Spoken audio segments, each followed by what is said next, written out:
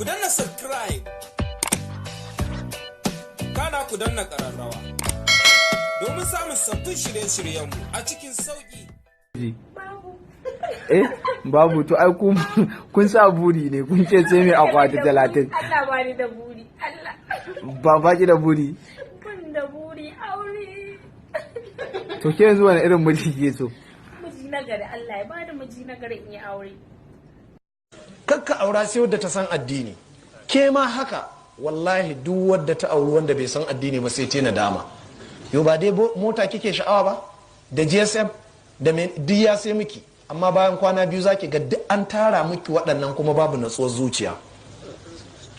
Kina buɗe album ɗin shi sai ki ganshi da wata sarkaceciyar yarinya ta ninka ki kyau. Ki tambaya wannan fa ya ce yo an yi ni dan ke kaɗai ne kawai. Sai kawai ce miki bush kawai sai idan ka kuskura ka ɗauko 'yar duniya ka watsa kanka ka watsa gidanka malam duk mace in daga cikin manufofinta babu Allah ba manzan Allah ba ta tunanin komawa a haɗu da Allah wai tsaban fashion kuka gina zaman na rantse da Allah ka watsa gidanka ita mace idan 'yar duniya ce wallahi in a naira 10 aka ɗaura muku aure an cuce ka idan mace tana da addini in mace tana da addini duk abin da ta rasa kai haƙuri da matarka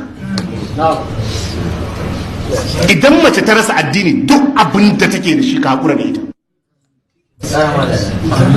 in mace tana da addini da tarbiyya mai kyau duk abin da ta rasa kai haƙuri ka zauna da matarka in ba ta da addini duk qualities da ta hada ka rabu da ita gaskiya ne annabi ya ce fa'alaika bi zati dini taribat yadaka annabi ya ce ni a matsayina na manzon Allah zaɓi na ka je ka nemo mai addini annabi ya ce kuma ka zage dantse ka yi faɗi tashi sai ka nemo mai addini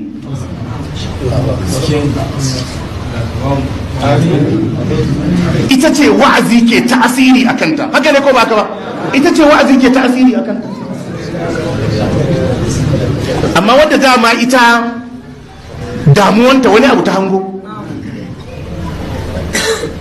ko tana ganin kawai za ta zo ne ta yi ta hutawa a cikin gidan kasan yanzu haka suke yi duk yarinyar da kaga tana dan gulga wannan wai gidan hutu wai take nema haka ne tana so ne su samu inda za ta huta ba ta ji maranta wai za ta yi hidima wa